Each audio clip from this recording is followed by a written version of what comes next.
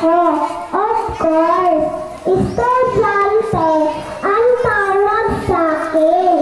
Kung ako'y papasok sa paaralan, araw-araw, ang tahanang babago sa aking pagkatao, sa mga taong gagabay sa buhay na matagumpay.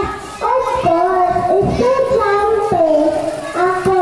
Hindi niyo alam, ako'y nahihirapan. Maagang gumigising, naghanda sa pupuntahan. Bitbit sa balikat, bag na puno ng pag-asa. Matutong magbasa at magsulat. Of course, estudyante ako. Hindi niyo alam, ako'y napapagalitan ni teacher dahil sa aking kakulitan. Ngunit, tinatapos ko ang mga gawain upang sermon pag-uwi sa tahanan ay maiwasan. Of course, estudyante ako. Hindi niyo alam, mataas ang uha ko sa markahan. Matalino pala ako, yan ang aking alam. Lagi kong inaasahan, papuri na magulang ang nagsilbing inspirasyon sa ibang kabataan.